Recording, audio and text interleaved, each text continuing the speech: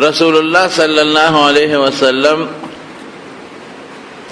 د ایمان چې هغه یو قیمتي تحفه ده چې خدای مونږ له راکړې ده، د هغې ایمان یې یو څو شعبې ذکر کړي دي، او په هغې شعبو کې غټه شعبه حیا ده. پښتو کې هم ورته حیا وایي، اردو کې هم حیا وایي، عربی کې هم حیا وایي، فارسی کې هم حیا وایي، پنجابی کې هم حیا وایي، ټولو ژبو کې ورته حیا وایي. حیا څه شی دی؟ حیا دې ته وایي چې یو انسان یو غیر مناسب شي، یو قبیح شي، شریعت ورته قبیح وایي یا عرف ورته قبیح وایي، عقل سلیمه، او دې د هغه نه په دې زړه کې نفرت محسوسوي، دا زړه راغون شي، انقباض النفس، دا زړه نفرت کوي د هغې نه، هغې ته حیا وایي. لکه یو سړي په لاره پردو ښځو ته په بد نظر کتل، اوس دا قبیح شی دی په شریعت کې هم او په عرف کې هم، چې داسې دې هلک ته څوک وګوري نو دې زر دا مخ بل طرف ته واړوي او دا تندې راتري وکړي چې دا کار ما خو دې ښځې ته نه دي کتلې، بل خوا مې کتل، دې ته حیا وایي. یا یو سړی دی هغه سیګرټ څکي او دې کې په استاد راغی یا پلار پې راغی او دې زر هغه سیګرټ په ځمکه وغورځي او خپه پې راکاږي چې د استاد او پلار په ما پوه نه شي چې ما دا سیګرټ څکه، د ده په زړه کې حیا راله. حیا څه؟ نفرت راغی، دې زړه کې کچکچاهټ راغی، نفرت راغی د دې نه چې یاره دا پلار او د استاد به وایي چې هو ګوره دې سیګرټ څکي، دا خو قبیح شی دی، ښه شی نه دی، په عرف کې هم ښه شی نه دی او په شریعت کې هم ښه شی نه دی. نو دې چې دا نفرت ته کوي چې دا استاد به راته وایي چې دا څه کوي، پلار به وایي دا څه کوي، دې ته حیا وایي. نو حیا د ایمان لویه شعبه ده، او لیکي علما اذا فاتتک الحیاء فاصدع ما شئت، چې حیا د کینې بیا چې څه خوښی کوه. نو د مسلمان د پاره او د ایمان د پاره لوی سیز حیا ده، چې مسلمان کې حیا وي نو د ده نه به الله حیا کوي. د الله حیا څه ته وایي؟ د الله حیا دې ته وایي چې الله بدل عذاب نه ورکوي. د الله حیا عذاب نه ورکول دي. د الله حیا دا ده چې دې به ملامته کوي نه، د الله حیا دا ده چې دله به تکلیف نه ورکوي. نو حیا ډیر زیات قیمتي څیز دی زما وروڼو. سړي کې به هم حیا وي، په ښځه کې به هم حیا وي، هلک کې به هم حیا وي، جینۍ کې به هم حیا وي. حیا به د خدای نه هم کوو، حیا به د مسلمان نه هم کوو، حیا به د مور نه هم کوو، او حیا به د پلار نه هم کوو. دا ډېر قیمتي شی دی.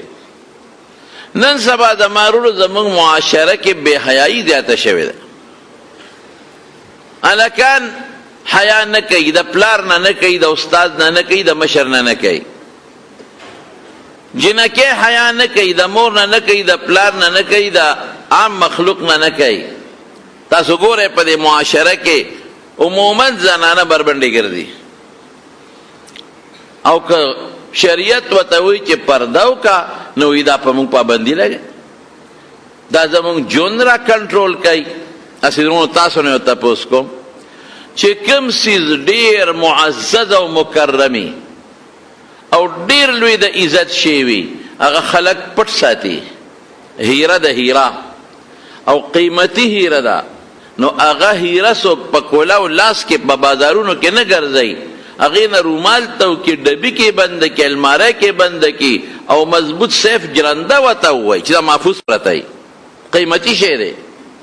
دقه رنګې د سرو زرو نور څیزونه دي، پیسې دي، دولت دی، څوک لار کې کولاو نه ګرځوي، خاورې دوړې به پرېوځي، غل به اغلا کي، ډاکو به رانه وتښتوي. هغه محفوظ ساتي، پرده کې ساتي، هغه پټ ساتي، خلکو نه هم پټ ساتي، د غل نه، د ډاکو نه، عامو خلکو نه، د بد نظرۍ نه محفوظ ساتي.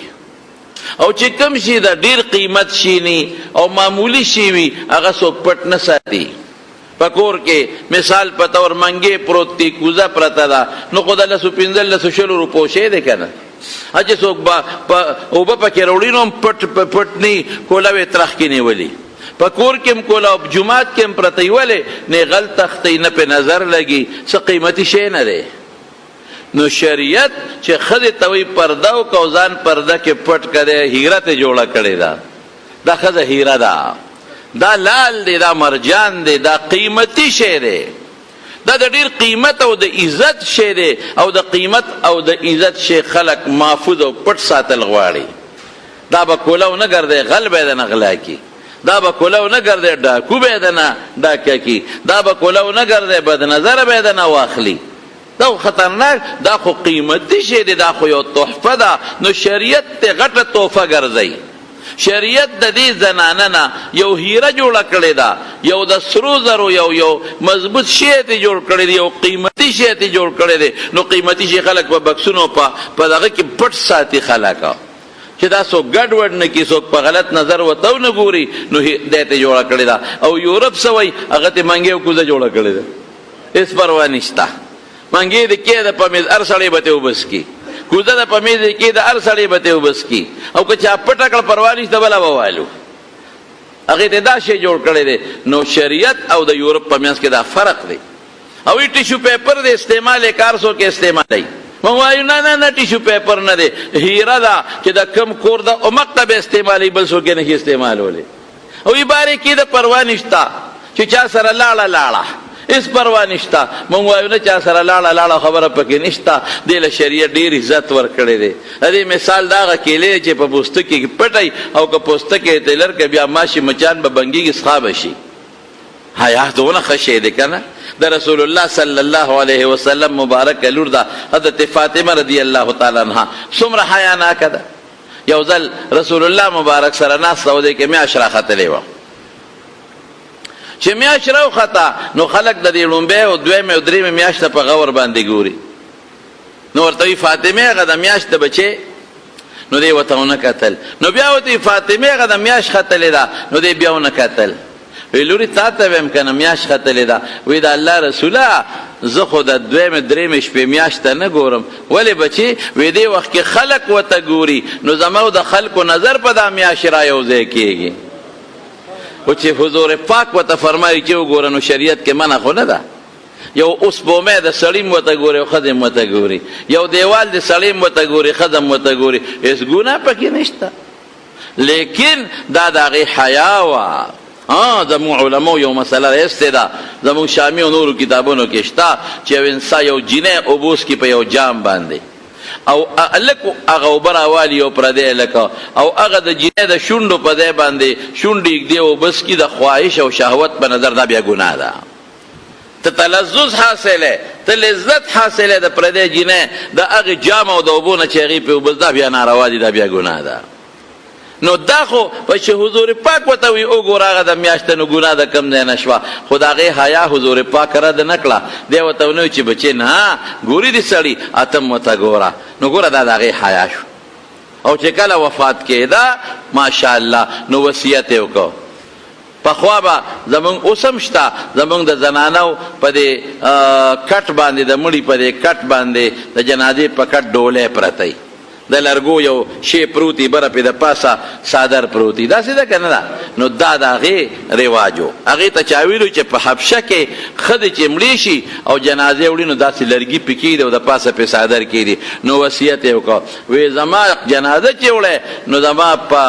کټ باندې به لرګي کېدی بره پې صادر خور کې چې زما کفن هم څوک ونه ویني